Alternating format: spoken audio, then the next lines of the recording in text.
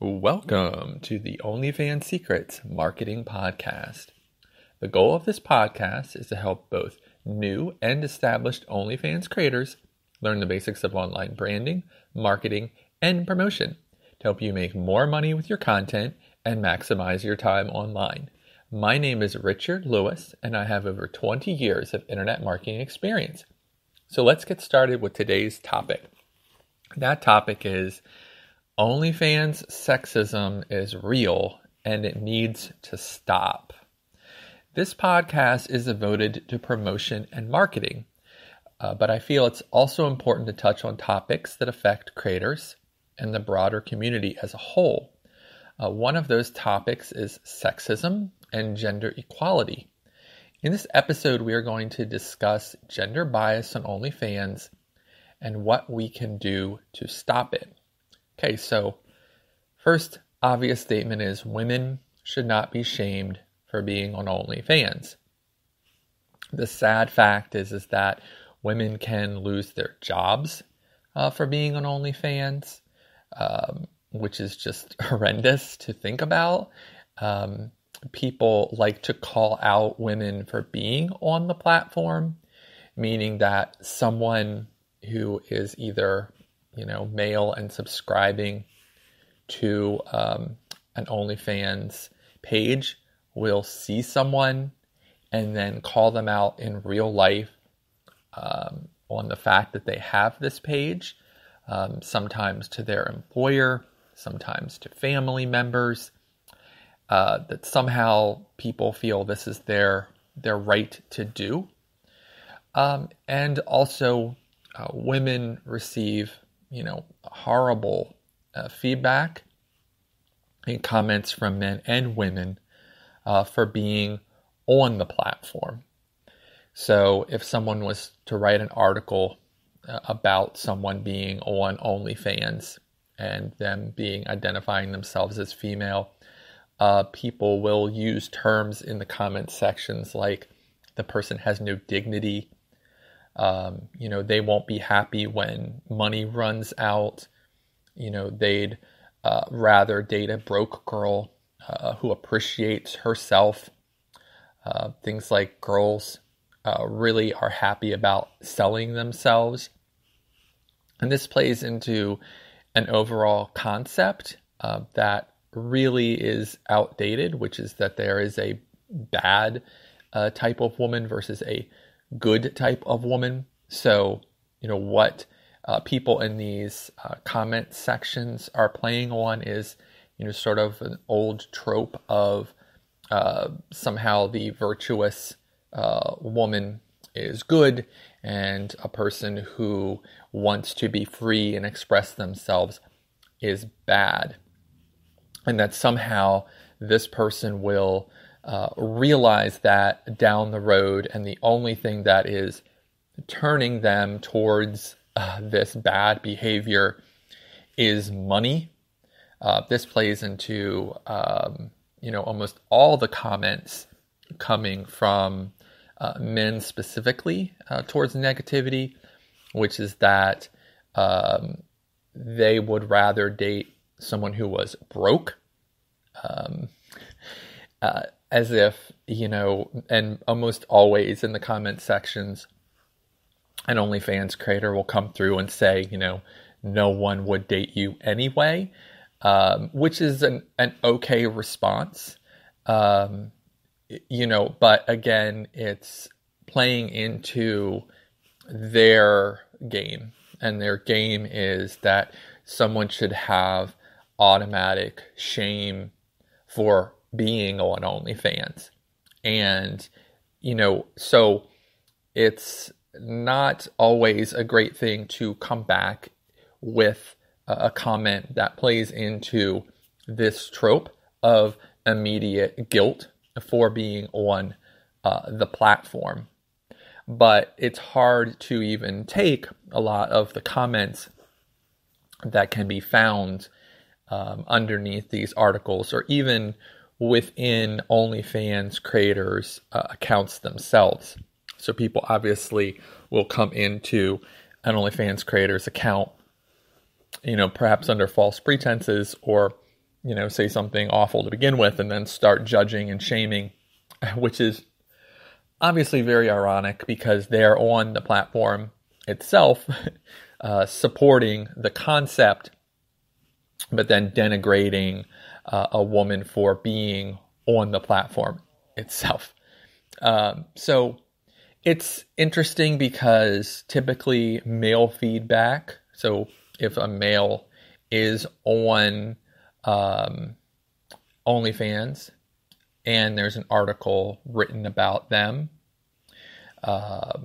they will get positive feedback for being on the site, for going into what is perceived to be kind of like a female realm of OnlyFans and becoming successful. So for most amateur men, they don't receive the kind of negative feedback because, again, there is no concept throughout time of the good man versus the good or a bad man, being not virtuous. So them being on the website creates a whole different dichotomy. And when men and women respond to a man being on OnlyFans, regardless of whether or not they're, showing 18 plus material or not, the assumption is that they are doing a good thing because they're making money. So again, money is leading the person who identifies as a woman down a bad path. But for a man, they are getting their bag, so to speak. They are making their money, which in turn will make them good. So this entire trope and concept is a problem. And it is obviously sexist. And basically stating that someone should be ashamed for being on OnlyFans, especially for women, is definitely sexist. Now, secondly, men should also not be shamed for being on OnlyFans. There is an even stranger phenomenon that goes on within the media, particularly for what are kind of like a B-list celebrity or B-list singer, actor, whatever, and they are male and they go on to OnlyFans. And that strange phenomenon is that they are then referred to as sad, pathetic, that why is this man on OnlyFans? And this comes from an even stranger inherent sexist assumption that basically selling yourself, quote unquote, is for women. And again, back to the first point, bad women. So a man being in that position is even sadder, according to people within media and commenters, that they have downgraded themselves, quote unquote, into a realm that they don't belong. But what's interesting is that amateur men do not receive this kind of hate as long as they are physically fit. So if an amateur man goes on to OnlyFans and creates that and makes money from it, as long as he is exemplifying quote-unquote masculinity, and then making money from his masculinity, then this is acceptable. You will not find a lot of negative words within media, within commenters, within society, that they are doing anything bad, because back to the concept that a man is good if he is making money. A man is good if he is manly. So these concepts being supported within the system of OnlyFans among creators who are typically very open-minded and are not sexist or looking for bias against anyone. Being in a system like this can be very frustrating for a lot of creators. So how can creators fight sexism and bias on OnlyFans and within the media? So first, you need to address sexism on social media and OnlyFans. So that means on your own social media, if someone is playing into these general tropes of good and bad and what defines, femininity or masculinity, or a male or person who identifies as male, female, or a gender, that you address this strongly on your social media. Now, we've talked in this podcast before about holding back, certainly against people who, might say negative things, about you or your appearance, and then you just have to back off because it's going to hurt your brand. Now, I feel that there are things that are more important than a brand. Certainly establishing and making sure that people's rights are protected and is more important. So you have to stay true to yourself, and you have to stay true to your values. So this is not the same instance where you are hurting your brand by lashing out at someone who is personally attacking and a troll.